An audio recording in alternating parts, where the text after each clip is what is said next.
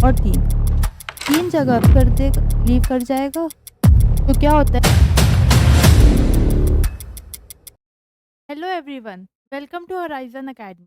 My name is Arushi Gupta और आज हम पढ़ेंगे chemical reaction of halo alkanes and halo arenes. Halo alkanes और हेलो अरीन्स में 3 केमिकल रिएक्शंस होती है: nucleophilic substitution reaction, elimination reaction और रिएक्शन विद मेटल। आज की क्लास में हम सीखेंगे न्यूक्लियोफिलिक सब्स्टिट्यूशन रिएक्शन। तो स्टार्ट करते हैं आज की क्लास। Nucleophilic substitution reaction. सबसे पहले सीखते हैं कि न्यूक्लियोफाइल होता क्या है। जैसा कि मैंने आपको लास्ट क्लास में बताया था, न्यूक्लियोफाइल 2 वर्ड से बना है। पहला है फाइल, जिसका मतलब होता है लविंग, और दूसरा वर्ड है न्यूक्लियो, जो डिराइव हुआ है न्यूक्लियस से। न्यूक्लियस पे कैसा चार्ज होता है? न्यूक्लियस पे होता है पॉजिटिव चार्ज। का मतलब न्यूक्लियोफाइल एक ऐसी species है जिसे न्यूक्लियस पसंद है, जिसे पॉजिटिव चार्ज पसंद है। अब पॉजिटिव चार्ज किसे पसंद होगा? एक नेगेटिव चार्ज को। तो nucleophile is a negatively charged species, या फिर हम कह सकते हैं कि it is a electron rich.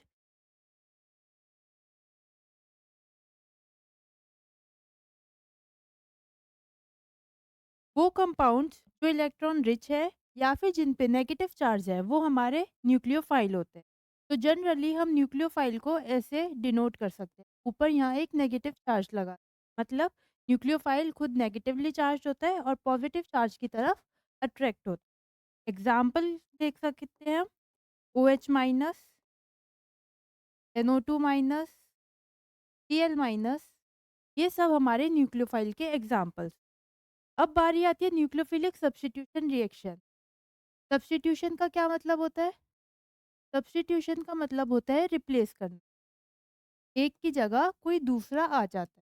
जैसे स्कूल में सब्स्टिट्यूशन पीरियड होता है, एक टीचर एब्सेंट होती है तो उसकी जगह दूसरी। तो न्यूक्लियोफिलिक सब्स्टिट्यूशन रिएक्शन में क्या होता है, एक न्यूक्लियोफाइल दूसरे न्यूक्लियोफाइल को रिप्लेस कर देता है। क्या करता है? वन न्यूक्लियोफाइल, न्यूक्लियोफाइल को हम ऐसे लिख सकते हैं: रिप्लेसेस अनदर न्यूक्लियोफाइल। एक न्यूक्लियोफाइल दूसरे न्यूक्लियोफाइल को रिप्लेस कर देता है। अगर हम एग्जाम्पल की बात करें तो ये देखिए,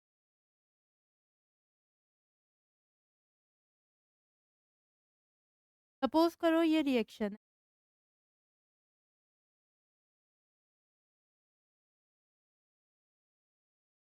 एक हेलो एल्केन है, कि कार्बन और हेलोजन का बॉन्ड है, यहाँ पे Cl लगा हुआ है। इसमें मैंने कोई भी एक न्यूक्लियोफाइल डाला, suppose OH minus. OH minus क्या है? OH माइनस एक न्यूक्लियोफाइल है। क्यों है ये न्यूक्लियोफाइल? क्योंकि ये नेगेटिवली चार्ज। अब क्या होगा, ये OH माइनस इस कार्बन पे अटैक करेगा और ये Cl लीव कर जाएगा। ये OH माइनस ने कार्बन पे अटैक करा और Cl निकल गया, मतलब इस Cl की जगह OH आके लग जाएगा। तो हमारा प्रोडक्ट कुछ ऐसा होगा, ये हमारा प्रोडक्ट होगा। Cl की जगह OH माइनस और Cl माइनस बाहर निकल गया। तो एक न्यूक्लियोफाइल ने दूसरे न्यूक्लियोफाइल को चेंज रिप्लेस कर दिया। तो इसको हम बोलते हैं न्यूक्लियोफिलिक सब्स्टिट्यूशन रिएक्शन।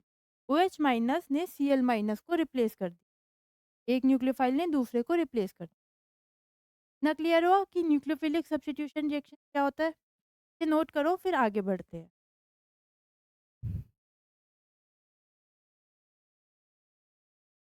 नेक्स्ट, अब ये कुछ एग्जांपल्स हैं न्यूक्लियोफिलिक सब्स्टिट्यूशन रिएक्शन।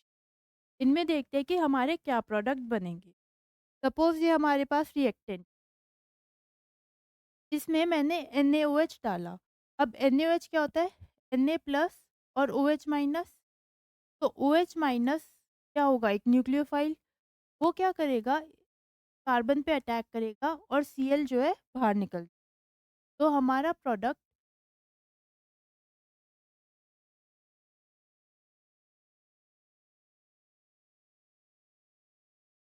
Cl की जगह OH आके लग गया। तो इसको हम बोलते हैं न्यूक्लियोफिलिक सब्स्टिट्यूशन रिएक्शन। नेक्स्ट इसमें देखो वाटर। वाटर के केस में क्या होगा? वाटर ब्रेक होता है H+ और OH माइनस, है ना? तो सेम OH माइनस ने कार्बन पे अटैक करा, Cl लीव कर गया, Cl की जगह OH लग गया और बाकी सब कुछ सेम रहा। ये होता है हमारा न्यूक्लियोफिलिक सब्स्टिट्यूशन रिएक्शन। इसमें क्या होगा? तो आपको ऐसे जो है रिएजेंट्स दिए हुए होंगे और आपको पता करना है कि हमारा न्यूक्लियोफाइल क्या है। NaOR में A+ होता है और OR है। तो अब ये OR माइनस अटैक करेगा कार्बन पे और Cl बाहर निकल, क्या हम कह सकते हैं Cl की जगह OR आके लग गया। इस चीज़ को हम बोलते हैं न्यूक्लियोफिलिक सब्स्टिट्यूशन रिएक्शन। नेक्स्ट इसमें क्या प्रोडक्ट बनेगा बता सकते हो आप मुझे सोच के? NaI। NaI में Na+ और I- होता है। तो I- न्यूक्लियोफाइल है इसके, तो Cl की जगह I-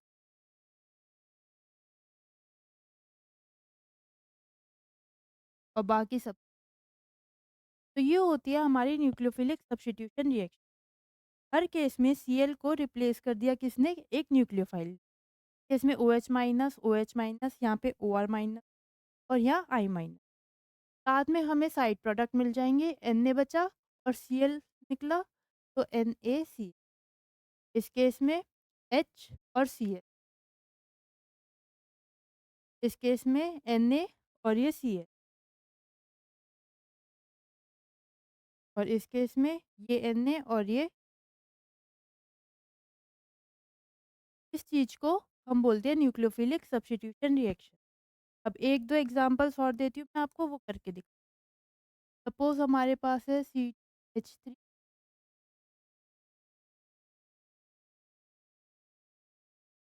में मैंने डाल दिया वाटर, तो बताओ क्या प्रोडक्ट बनेगा? सोच के बताओ थोड़ा। वाटर टूट H+ और OH- में, क्या है? OH- हमारा न्यूक्लियोफाइल है, क्या करेगा? Br को रिप्लेस कर देगा।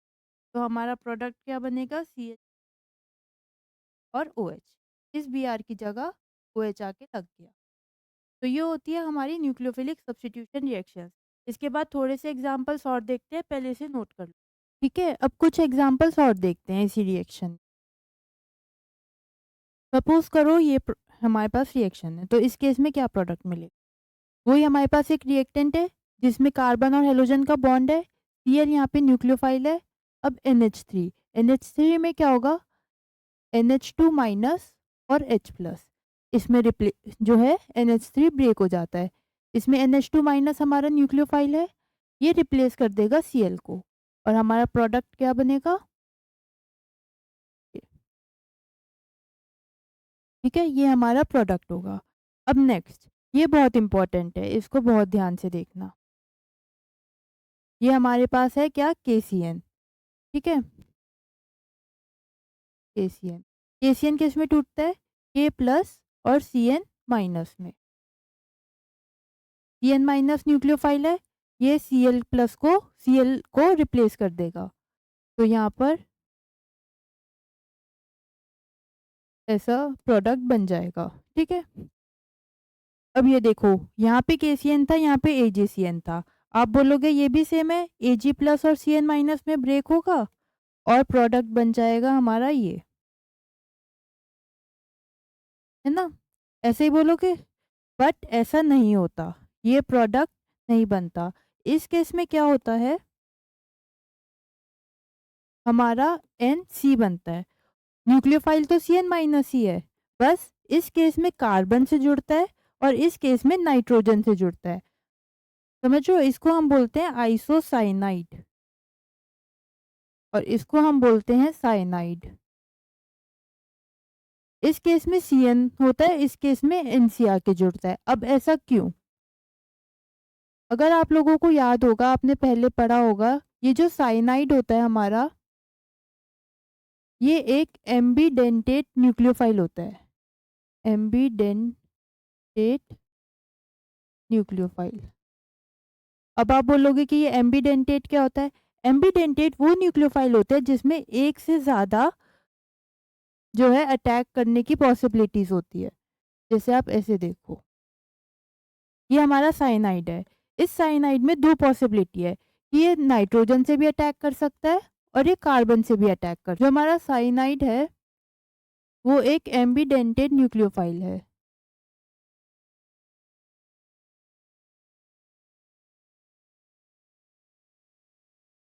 Ambidentate nucleophile. एम्बिडेंटेड न्यूक्लियोफाइल वो न्यूक्लियोफाइल होते हैं जिसमें मोर देन 1 अटैकिंग साइट्स होती हैं। More than 1 attacking site. Example हमारा ये साइनाइड है, ठीक है? इस एक इसका ये होता है, दूसरे केस में क्या होता है? ये ऐसा होता है। अब साइनाइड जो है इस कार्बन से भी अटैक कर सकता है और नाइट्रोजन से भी अटैक कर सकता है। अब केसियन के केस में वो साइनाइड से अटैक करता है और हमारा प्रोडक्ट ये बनता है। लेकिन सेकंड केस में वो नाइट्रोजन से अटैक करता है। सेकंड केस में एजीसीएन के केस में नाइट्रोजन से अटैक करता है और हमारा प्रोडक्ट आइसोसाइनाइड बनता है। तो ये बहुत इंपॉर्टेंट है, ये अक्सर पूछा जाता है। अगर केसीएन है तो आप सीएन लगाओगे, साइनाइड बनाओगे। अगर एजीसीएन है तो इस केस में आप एनसी लिखोगे, ठीक है? क्योंकि इस केस में यहाँ से नाइट्रोजन अटैक करता है, कार्बन अटैक नहीं करता। इतना क्लियर हुआ? सेम एग्जाम्पल ये भी है, KNO2 और AgNO2। इसे देखते हैं एक बार। NO2 भी हमारा एक एम्बिडेंटेड न्यूक्लियोफाइल है। Ambient nucleophile. NO2 ऐसा होता है। इस केस में भी या तो नाइट्रोजन अटैक कर सकता है या फिर ऑक्सीजन अटैक कर सकता है। तो KNO2 के केस में क्या होता है? हमें ONO ये प्रोडक्ट मिलता है, मतलब ऑक्सीजन अटैक करता है। लेकिन AgNO3 के केस में हमें NO2 प्रोडक्ट मिलता है, मतलब नाइट्रोजन अटैक करता है। AgCN के केस में नाइट्रोजन अटैक्स और इसके केस में ऑक्सीजन अटैक करता है। तो इस केस में हमें मिलता है आइसोनाइट्राइट और इस केस में हमें मिलता है नाइट्राइट। ठीक है, इतना क्लियर हुआ? एक केस में NO2 बनता है और एक केस में आइसोनाइट ONO बनता है।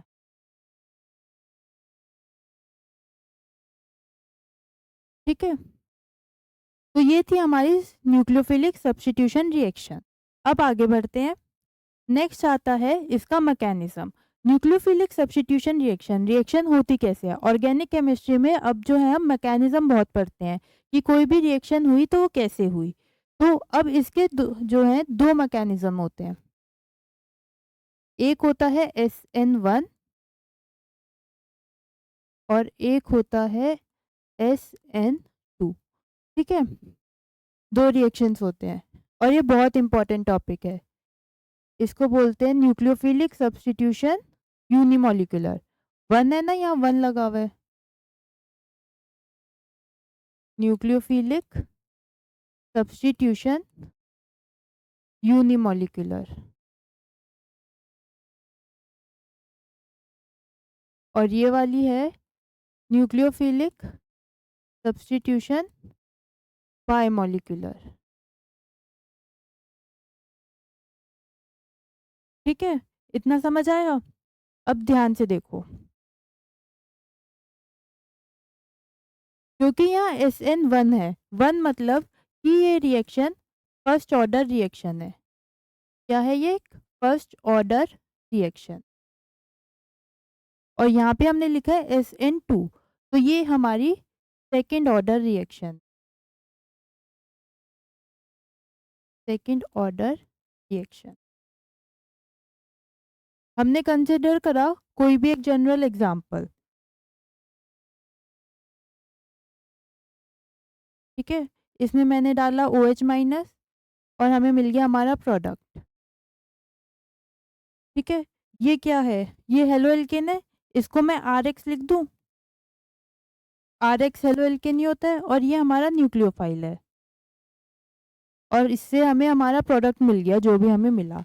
तो SN1 के केस में जो फर्स्ट ऑर्डर रिएक्शन है, हमारा रेट ऑफ रिएक्शन डिपेंड करेगा खाली, यहाँ पे 2 रिएक्टेंट है, एक RX एक न्यूक्लियोफाइल।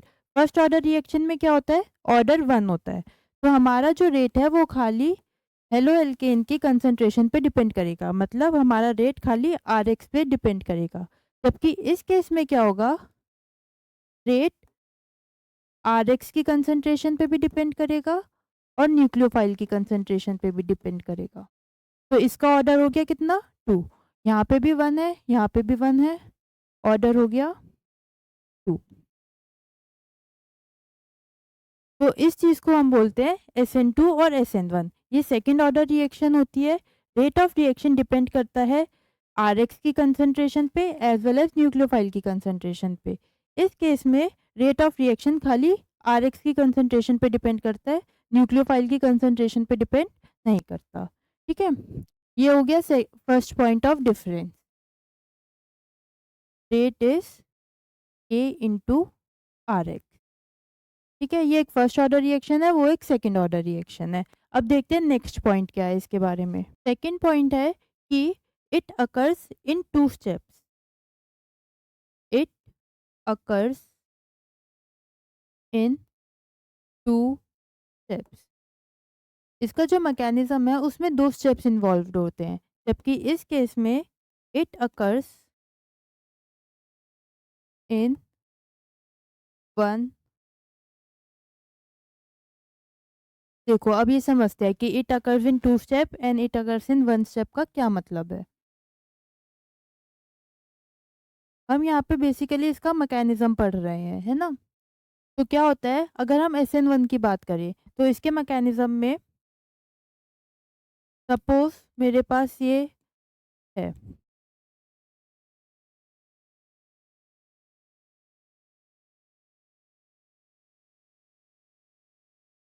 ठीक है?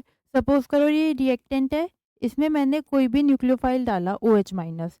तो अब क्या होता है कि पहले ये Cl माइनस लीव कर जाएगा। क्या करेगा? Cl माइनस लीव करेगा। यहाँ पे CH3 लगा हुआ है, ये CH3, ये CH3। इस कार्बन पे आ जाएगा पॉजिटिव चार्ज और यहाँ पे प्लस बन जाएगा Cl माइनस। ये कार्बन और हेलोजन के बीच में बॉन्ड था। कार्बन जो है वो हेलोजन जो है वो ये बॉन्ड अपने साथ लेके चला गया। इस बॉन्ड में 2 इलेक्ट्रॉन्स थे। एक इलेक्ट्रॉन कार्बन का था, एक इलेक्ट्रॉन क्लोरीन का था। कोवेलेंट बॉन्ड था। कार्बन ने जब गया बाहर निकला तो वो अपने इलेक्ट्रॉन के साथ-साथ कार्बन का इलेक्ट्रॉन भी ले गया। तो इसलिए कार्बन पे आ गया पॉजिटिव चार्ज और Cl पे आ गया नेगेटिव चार्ज। तो ये हमारा क्या बन गया? कार्बोकैटायन। ये आप पढ़ चुके हो कि कार्बोकैटायन क्या होते हैं। ठीक है? ये था हमारा स्टेप 1। फिर नेक्स्ट स्टेप में क्या होता है? नेक्स्ट स्टेप में ये जो कार्बोकैटायन फॉर्म हुआ था CH3CH, ये हमारा कार्बोकैटायन बना था। अब जो है ये न्यूक्लियोफाइल इस कार्बोकैटायन पे अटैक करेगा। अब इस न्यूक्लियोफाइल ने कार्बोकैटायन पे अटैक करा और हमें हमारा प्रोडक्ट मिल गया।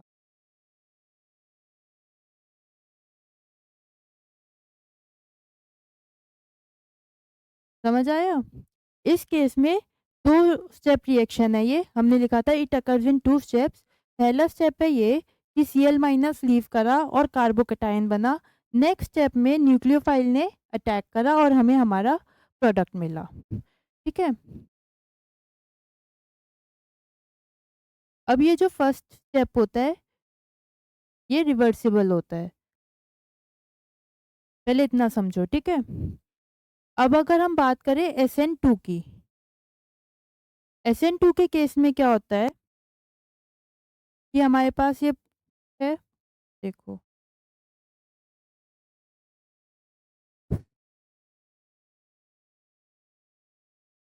अ, ये हमारा रिएक्टेंट है, ठीक है? और हमने इसमें डाला कोई न्यूक्लियोफाइल।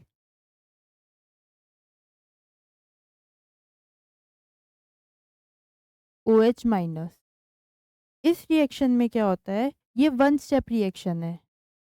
यहाँ से जब Cl लीव करेगा तो उसी टाइम यहाँ पे OH माइनस भी अटैक करेगा। यहाँ पे पहले Cl लीव करा, फिर अगले स्टेप में OH माइनस ने अटैक करा। यहाँ दोनों स्टेप एक साथ हो गए साइमल्टेनियसली। यहाँ से Cl ने लीव करा, यहाँ से OH ने अटैक कर दिया। तो हमें बीच में एक ट्रांजिशन स्टेट मिलती है। क्या मिलती है? एक ट्रांजिशन स्टेट। ये कार्बन था, इस पे 3 हाइड्रोजन्स लगे हुए थे, ठीक है? 3 हाइड्रोजन्स लगा दिए। अब क्या हो रहा है, यहाँ से Cl माइनस लीव कर रहा है, तो ये बॉन्ड डॉटेड बना दिया और इधर से OH माइनस अटैक कर रहा है, तो ये OH। तो इस चीज को हम बोलते हैं ट्रांजिशन स्टेट। क्या बोलते हैं? Transition state. ये ट्रांजिशन स्टेट बहुत ही ज़्यादा अनस्टेबल होती है। क्यों होती है बहुत ज़्यादा अनस्टेबल? क्योंकि इसमें कार्बन के 5 बॉन्ड्स होते हैं और हमें पता है कार्बन के 4 ही बॉन्ड्स हो सकते हैं। इस पर्टिकुलर स्टेट में कार्बन के 5 बॉन्ड्स हैं, तो ये बहुत ही ज़्यादा अनस्टेबल है और बहुत ही शॉर्ट पीरियड ऑफ टाइम के लिए बनती है। मानो 0.0001 सेकेंड, इतनी कम देर के लिए बनती है और तुरंत ही क्या हो जाता है, इससे प्रोडक्ट बन जाता है।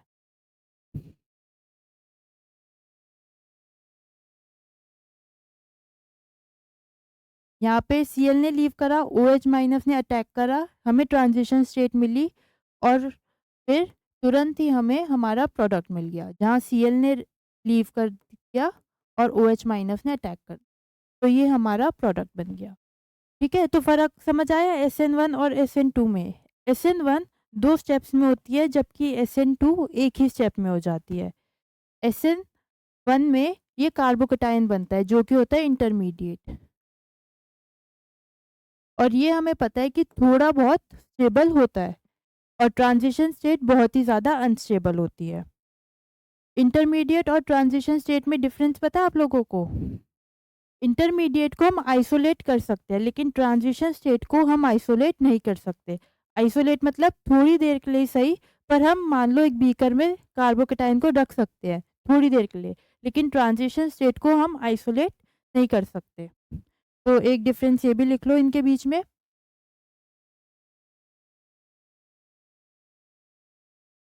कि transition state can be isolated. No sorry, intermediate, इस केस में इंटरमीडिएट बना ना, intermediate can be isolated.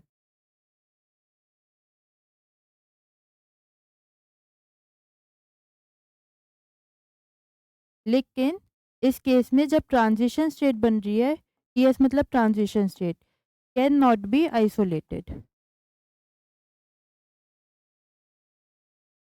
Transition state बहुत ही ज़्यादा अनस्टेबल होती है, इंटरमीडिएट फिर भी थोड़ा बहुत स्टेबल होता है। तो SN1 में फर्स्ट ऑर्डर रिएक्शन होती है, 2 स्टेप्स में होती है, और SN2 सेकंड ऑर्डर रिएक्शन है और एक ही स्टेप में होती है। अब इस केस में जो हमारा फर्स्ट स्टेप है, वो होता है स्लो एंड रिवर्सिबल। वो होता है स्लो एंड रिवर्सिबल। इसलिए मैंने यहाँ पे ये रिवर्सिबल का साइन बनाया और इसके ऊपर आप लिख सकते हो स्लो। तो हमारा फर्स्ट स्टेप क्या हो गया? Rate determining step. Rate determining step.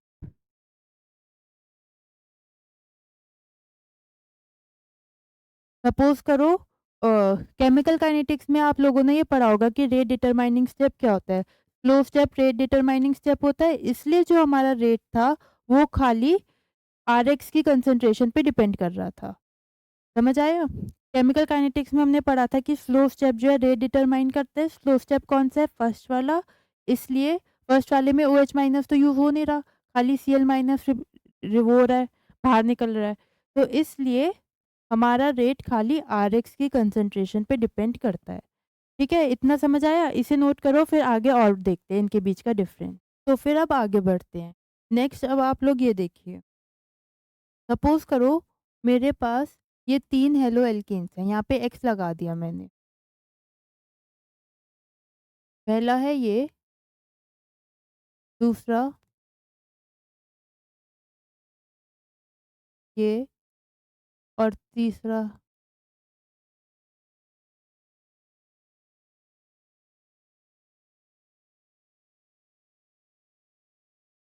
ये। मेरे पास 4 हेलो एल्केन्स हैं। इन चारों में क्या डिफरेंस है? क्या आप लोग देख के बता सकते हैं? ये वाला 3 डिग्री है, ये 2 डिग्री और ये 1 डिग्री। ठीक है? ये हमने सीखा था पहली क्लास में, क्लासिफिकेशन ऑफ हेलो एल्केन्स में।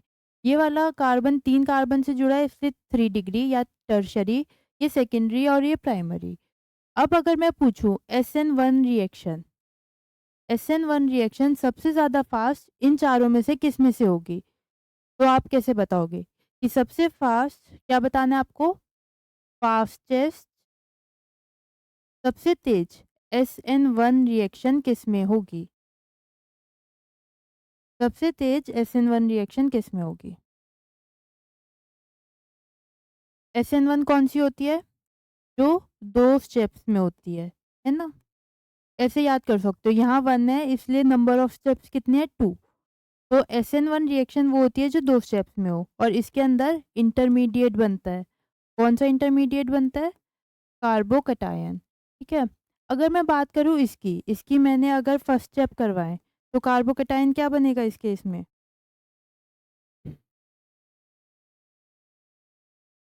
इस केस में ये कार्बोकैटायन बनेगा। इस केस में क्या बनेगा?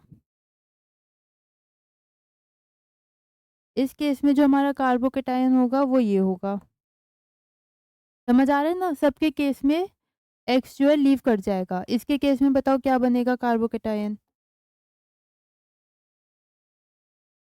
ये बनेगा। और इसके केस में X लीव कर गया।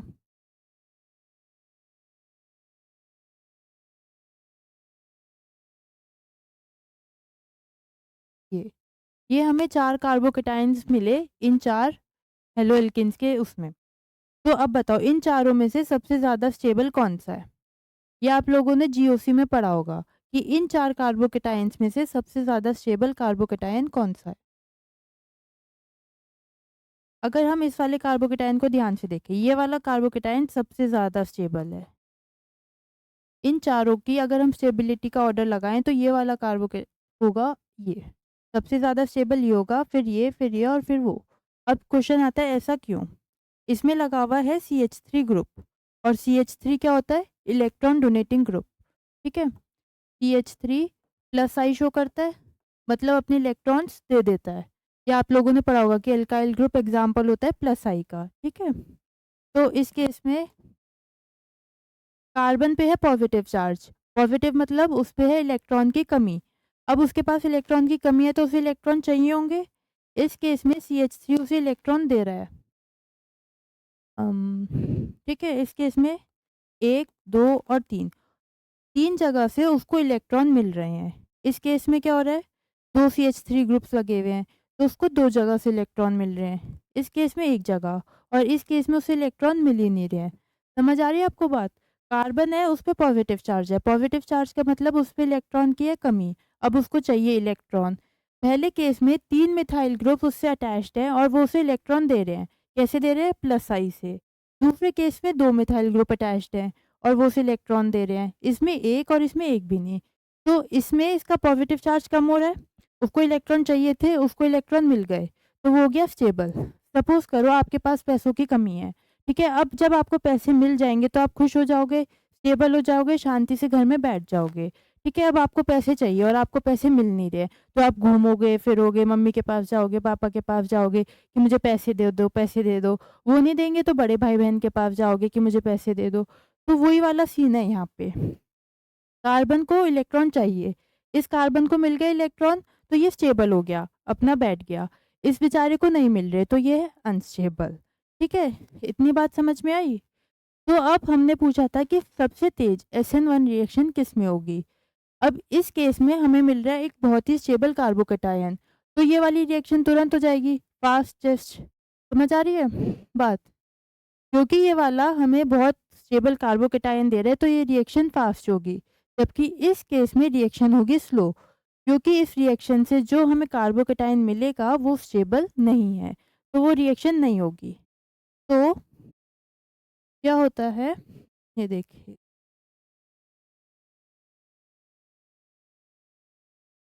हम बोलते हैं कि 3 degree, 2 degree, 1 degree RX. SN1 के केस में 3 डिग्री आरएक्स सबसे जल्दी रिएक्ट करता है, उसके बाद 2 डिग्री और उसके बाद 1 डिग्री। ठीक है? तो रेट ऑफ रिएक्शन ऐसे डिक्रीज़ कर जाता है। 3 डिग्री आरएक्स जो होगा, आरएक्स मतलब हेलो एल्केन। 3 डिग्री आरएक्स सबसे फास्ट रिएक्ट करेगा SN1 रिएक्शन से। क्यों? क्योंकि उसमें स्टेबल कार्बोकैटायन बन रहा है और 1 डिग्री SN1 प्रेफ़र नहीं करता। ठीक है? इतनी बात समझ आई? इसे नोट कर लो, फिर जो है हम नेक्स्ट SN2 रिएक्शन का देख, ठीक है? इसे नोट कर लिया। अब हम SN2 रिएक्शन में देखते हैं कि कौन सबसे फास्टेस्ट रिएक्ट करेगा बाय SN2 मैकेनिज्म। मेरे पास यही 4 कार्बोकैटायन है, 3 डिग्री, 2 डिग्री, 1 डिग्री। ठीक है? अब बताना है कि SN2 मैकेनिज्म सबसे फास्ट कौन करेगा? SN2 का मतलब वो रिएक्शन जो एक स्टेप में हो जाती है। ठीक है? इसके अंदर ट्रांजिशन स्टेट बनती है, हमने सीखा था ट्रांजिशन स्टेट बनती है। क्या होता है इस रिएक्शन में? इस रिएक्शन में होता है कि OH माइनस है, ये OH माइनस इधर से अटैक करेगा और हैलोजन निकल जाएगा। ठीक है? दोनों स्टेप साइमल्टेनियसली होते हैं। एक तरफ से OH माइनस अटैक करेगा, इधर से OH माइनस है ये, इसने अटैक करा और उसी वक़्त इधर से हैलोजन बाहर निकल जाएगा। ठीक है? ये होती है हमारी SN2, हमने पढ़ा। अब हम ध्यान से देखें, सपोज़ करो यहाँ पे मेरा कोई न्यूक्लियोफाइल है। ठीक है? ये इस पे अटैक करेगा और यहाँ से ये बाहर निकलेगा। हर केस में ऐसे ही होगा। हर केस में कंसिडर करो यहाँ एक न्यूक्लियोफाइल है। इनको इस पे अटैक करना है। अब सबसे फास्ट अटैक कौन कर पाएगा? या कह लो सबसे आसानी से अटैक कौन कर पाएगा? अगर मैं इस स्ट्रक्चर को खोल के लिखूँ, ऐसे 3 कार्बन है और यहाँ पे 3 हाइड्रोजन्स, 3 हाइड्रोजन और 3 हाइड्रोजन। ठीक है? और अगर मैं इस वाले को लिखूँ, ठीक है? अब हमारे पास न्यूक्लियोफाइल है, उसको अटैक करना है। अब वो जब अटैक करेगा तो वो देखेगा कि उसके पास तो जगह ही नहीं है अटैक करने के लिए। यहाँ पे कितनी भीड़-भाड़ है, 3 हाइड्रोजन्स यहाँ और यहाँ, कितनी भीड़ है। इस बेचारे के पास अटैक करने के लिए जगह ही नहीं है। जबकि इस केस में क्या होगा, ये आएगा और ये आसानी से अटैक कर देगा। यहाँ पे भीड़ कम है, नंबर ऑफ एटम्स यहाँ 3 ही है। यहाँ बड़े-बड़े 3 CH3 ग्रुप्स लगे हुए हैं। देख रहे हो 3 CH3 ग्रुप्स, ये न्यूक्लियोफाइल आया, जगह ही नहीं है। इस चीज़ को हम बोलते हैं स्टेरिक हिंड्रेंस। क्या बोलते हैं? Steric hindrance. जिस ची इस वाले न्यूक्लियोफाइल को जब अटैक करेगा तो बहुत भीड़ मिलेगी। भीड़ मतलब स्टेरिक हिंड्रेंस मिलेगा, तो वो आसानी से अटैक नहीं कर पाएगा। उसे भीड़ में से निकल के जाना पड़ेगा, बहुत मुश्किलों से जाके कार्बन तक पहुँच पाएगा। ये वाला न्यूक्लियोफाइल बहुत आसानी से कार्बन पे पहुँच जाएगा। इसलिए इस केस में इसका रेट ऑफ रिएक्शन कम होगा, इसका ज़्यादा और इसका सबसे ज़्यादा। समझ आ रहा है? इस केस में 3 मिथाइल ग्रुप्स लग रहे हैं, तो स्टेरिक हिंड्रेंस बहुत ज़्यादा है, इसलिए न्यूक्लियोफाइल को डिफ़िकल्टी होगी अटैक करने में। तो ये जल्दी से SN2 रिएक्शन नहीं शो करेगा। जबकि इसमें 2 मिथाइल ग्रुप्स है, भीड़ थोड़ी कम है। इसमें एक ही है CH3 ग्रुप, तो स्टेरिक हिंड्रेंस और कम है और इस वाले में तो स्टेरिक हिंड्रेंस है ही नहीं। तो अगर पूछे SN2 का ऑर्डर, तो 3 डिग्री सबसे कम, फिर 2 डिग्री और फिर 1 डिग्री। मतलब कि 1 डिग्री आरएक्स हमारा सबसे फास्ट SN2 रिएक्शन शो करेगा। तो अगर हम पीछे जाके देखें, तो इस केस में क्या है, 3 डिग्री सबसे कम, फिर 2 डिग्री और फिर 1 डिग्री। मतलब कि ऑर्डर अपोज़िट है।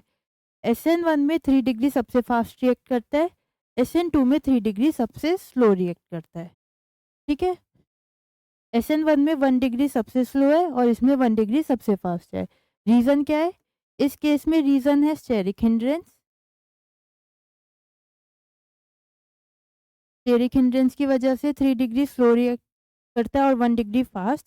इस केस में रीज़न है स्टेबिलिटी ऑफ कार्बोकैटायन।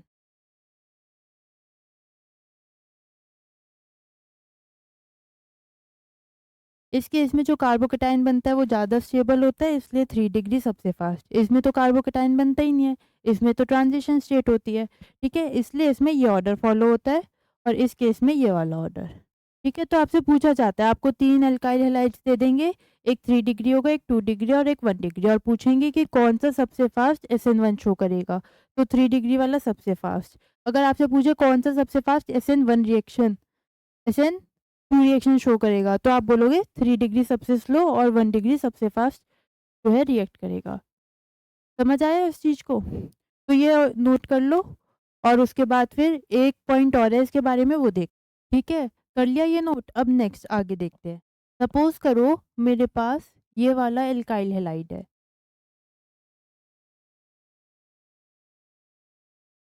ठीक है? अब ये कौन-सा मैकेनिज़्म शो करेगा, SN1 या SN2? सोच के बताओ थोड़ा। अगर मैं बात करूँ SN1 की, ठीक है? तो इसमें कार्बोकैटायन फॉर्म होता है, कार्बोकैटायन बनेगा। ये X लीव कर जाएगा और मुझे ये कार्बोकैटायन मिलेगा। कौन-सा कार्बोकैटायन है ये? बेंज़ाइलिक कार्बोकैटायन, ठीक है? ये भी हमने फर्स्ट और सेकंड क्लास में देखा था कि बेंज़ाइलिक कार्बोकैटायन कौन से होते हैं, ठीक है? अब आप लोगों को पता है बेंज़ाइलिक कार्बोकैटायन बहुत ज़्यादा स्टेबल होते हैं। ये आप लोगों ने जीओसी में पढ़ा है कि benzylic carbocation are very, very stable. क्यों वेरी, वेरी स्टेबल? क्योंकि इसमें रेजोनेंस होती है। ये डबल बॉन्ड इधर चला जाएगा, यहाँ पॉजिटिव, ये डबल बॉन्ड इधर चला गया, यहाँ पॉजिटिव चार्ज आ गया, और ये ऐसे नेक्स्ट स्टेप में ये इधर चला जाएगा, पॉजिटिव चार्ज इधर आ जाता है। ऐसे करके आप लोगों ने इसके रेजोनेटिंग स्ट्रक्चर सीखे हैं। क्योंकि इसके पास 4 रेजोनेटिंग स्ट्रक्चर्स होते हैं, तो ये बेंज़ाइलिक कार्बोकैटायन बहुत ज़्यादा स्टेबल होता है। तो इसलिए क्योंकि हमें एक स्टेबल कार्बोकैटायन मिल रहा है, ये रिएक्शन शो करेगी SN1 मैकेनिज़्म। तो अगर ये पूछे कि ये कौन-सा मैकेनिज़्म फ़ॉलो करेगी, तो आप बोलोगे SN1, ठीक है? क्वेश्चन इसी तरह से पूछे जाते हैं। आपसे कहेंगे ये है, यहाँ पे सपोज़ OH माइनस या कोई भी न्यूक्लियोफाइल दे देंगे, कहेंगे प्रोडक्ट बनाओ, तो प्रोडक्ट तो आप आसानी से बना दोगे, ठीक है? कुछ नहीं करना है, एक्स की जगह OH लगा देना है। एक न्यूक्लियोफाइल ने दूसरे को रिप्लेस कर दिया। पर अब पूछेंगे कि मैकेनिज़्म कौन-सा फ़ॉलो करेगी ये, SN1 या SN2? तो आपको ऐसे देखना है कि स्टेबल कार्बोकैटायन बन रहा है या नहीं। अगर स्टेबल कार्बोकैटायन बन रहा है, तो SN1 फ़ॉलो करेगी, वरना कौन-सा फ़ॉलो करेगी? SN2, ठीक है? अगर हम इसको देखें SN2 से, वो भी देख लेते हैं कि SN2 क्यों नहीं फ़ॉलो कर रही है ये, ठीक है? ये हमारे पास कार्बोकैटायन है, वो है RX हमारा, कोई भी न्यूक्लियोफाइल, इस केस में OH माइनस, को अटैक करना है। अब यहाँ पे एक बहुत बड़ी-सी बेंज़ीन रिंग लगी हुई है, ठीक है? तो ये क्या करेगी? स्टेरिक हिंड्रेंस देगी। अब इस बेंज़ीन रिंग की वजह से OH माइनस को स्टेरिक हिंड्रेंस होगा और वो जल्दी से अटैक नहीं कर पाएगी। इसलिए इस केस में SN2 नहीं होती। समझ आया? तो आपको दोनों फैक्टर देखने हैं कि स्टेबल कार्बोकैटायन बन रहा है और स्टेरिक हिंड्रेंस ना मिले। तो ऐसे वाले हमारे आरएक्स या halo alkanes SN1 reaction follow करते हैं। तो हम यहाँ पे एक पॉइंट लिख सकते हैं कि बेंजाइलिक हैलाइड्स, इनको हम बेंजाइल बोलते हैं, बेंजाइलिक हैलाइड्स फॉलो हमारा ये SN1 मैकेनिज्म, ठीक है? इसे नोट कर लो। फिर एक एग्जांपल और देखते हैं। अब सपोज़ करो मेरे पास ये वाला कार्बोकैटायन वो है,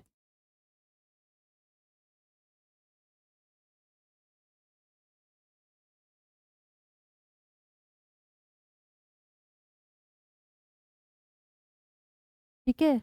ये वाला एल्काइल हैलाइड है। इसकी रिएक्शन करवाई किसी न्यूक्लियोफाइल से, कोई भी न्यूक्लियोफाइल।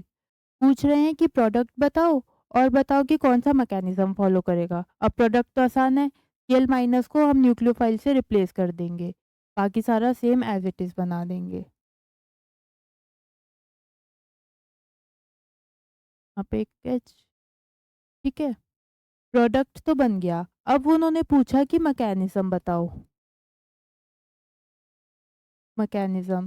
तो अब मैकेनिज़्म कैसे देखेंगे? वही, पहले क्या करो, देखो कि SN1 फ़ॉलो कर रहा है या SN2।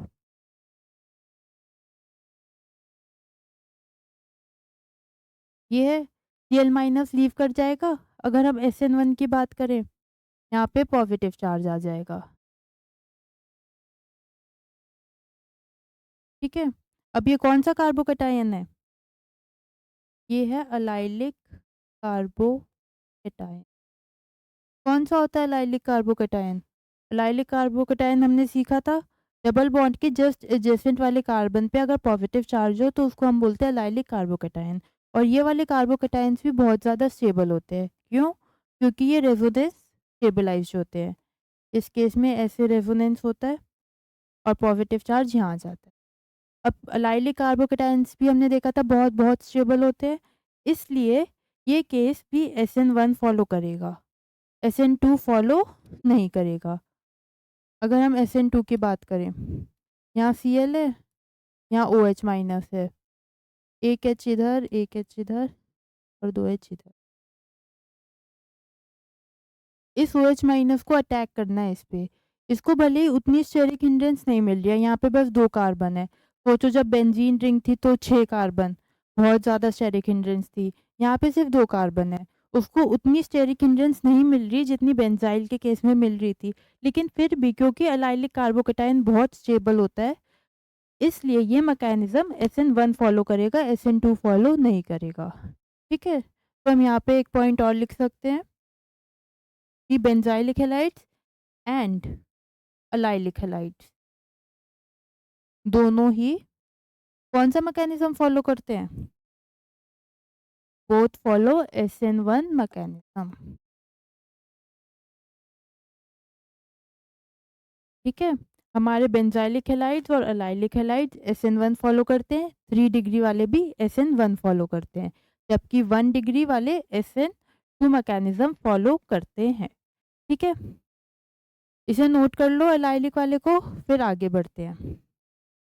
ये रहा, इसे नोट कर लो। अब जो है नेक्स्ट देखते हैं।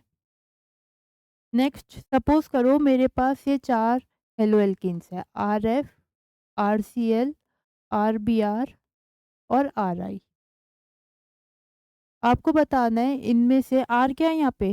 R है हमारा एल्काइल ग्रुप, CH3 या फिर C2, CH2, CH3, कोई भी एल्काइल चेन वो हमारी यहाँ पे आ रहा है। आपको बताना है कि SN1 रिएक्शन कौन सबसे तेज फॉलो करेगा और SN2 रिएक्शन कौन सबसे फास्ट फॉलो करेगा, या फिर कह लो ऑर्डर में लगाना है, इंक्रीजिंग ऑर्डर की SN1 सबसे पहले कौन करेगा और सबसे बाद में कौन करेगा।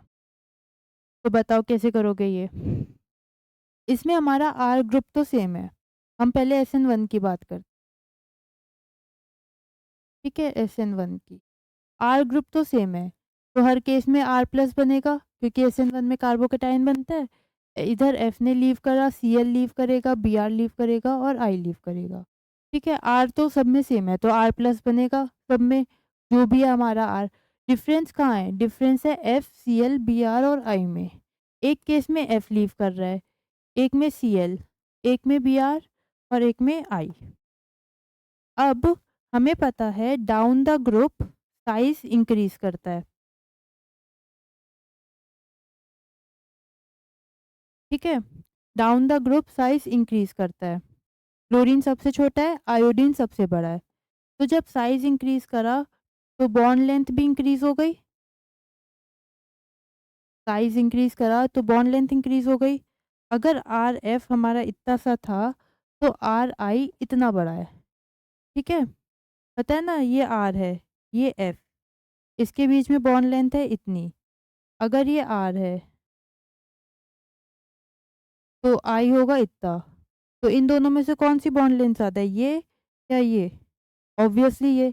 तो बॉन्ड लेंथ इंक्रीज कर गई। अब बॉन्ड लेंथ इंक्रीज कर गई तो क्या होगा? I will leave faster. I जो है जल्दी बाहर निकल जाएगा। ठीक है, फ्लोरीन देर से बाहर निकलेगा और आई जल्दी बाहर निकल जाएगा। तो इसलिए हम ये बोल सकते हैं कि I is a better leaving group.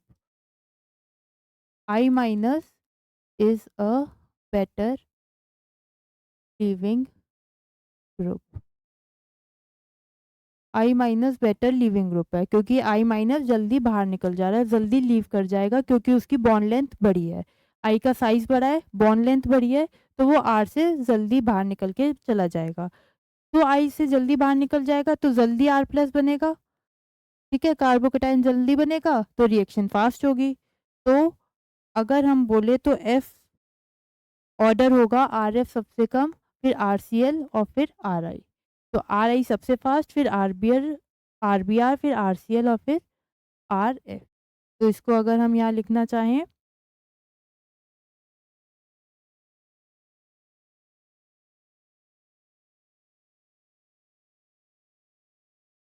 तो हमारा नेक्स्ट पॉइंट होगा कि आर एफ सबसे स्लो होता है, फिर आर सी एल, फिर आर बी आर और फिर और रीज़न क्या है? I is a better leaving group. I minus is better leaving group. I minus better leaving group है क्योंकि उसका साइज बड़ा है तो बॉन्ड लेंथ इंक्रीज हो गई। बॉन्ड लेंथ इंक्रीज हो गई तो बॉन्ड वीक हो गया। ये पढ़ा है ना, जैसे जैसे बॉन्ड लेंथ इंक्रीज हो जाती है तो बॉन्ड वीक हो जाता है। पता होगा ये बात, नहीं पता? शॉर्टर बॉन्ड्स शॉर्टर बॉन्ड जो होते हैं वो स्ट्रांग होते हैं और लॉन्गर बॉन्ड्स वीक होते हैं। तो आर आई का क्या रीजन लिखोगे? आई का साइज बिग है, बड़ा साइज, बॉन्ड भी बड़ा हो गया, bond length increase, bond strength decrease कर जाती है। ठीक है, size increases, bond length increases, bond strength increases, तो आई कैन लीव फास्ट। अब क्योंकि उसमें इतनी स्ट्रेंथ नहीं है, बॉन्ड लीव फास्ट। अब उसमें इतनी स्ट्रेंथ नहीं है, बॉन्ड वीक हो गया, वीक हो गया तो जल्दी टूट जाएगा, जल्दी टूट जाएगा तो आई जल्दी लीव कर सकता है, जल्दी लीव करेगा तो जल्दी हमारा कार्बोकेटाइन बनेगा, रिएक्शन जल्दी होगी। तो इसलिए ये वाला ऑर्डर फॉलो होता है। ठीक है, इसे लिखो, फिर SN2 का देखते हैं।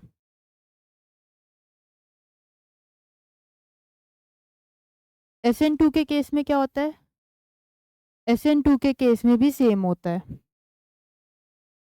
SN2 के केस में ये तो सेम ही है, ट्रांजिशन स्टेट बनेगी बस।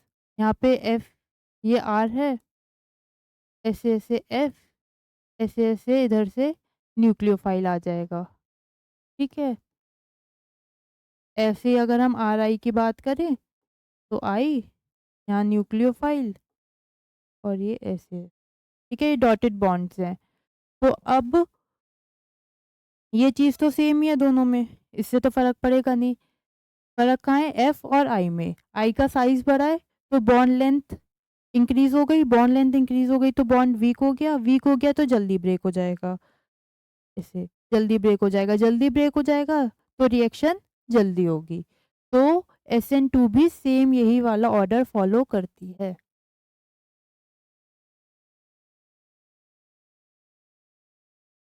तो SN2 भी आर आई की रिएक्शन सबसे ज़्यादा, या ऐसे लिख लो, आर एफ सबसे स्लो, फिर आर सी एल, फिर आर बी आर और फिर आर आई। ठीक है, रीज़न सेम यही है कि साइज, फिर बॉन्ड लेंथ, फिर बॉन्ड स्ट्रेंथ और फिर बेटर लिविंग ग्रुप। ठीक है, अब इनके बारे में एक एक पॉइंट और है। वो ये है कि SN1 के केस में, मतलब जिसमें कार्बोकटाइन बनता है, उसमें हमें प्रोडक्ट का रेसमिक मिक्सचर मिलता है। Racemic mixture is obtained.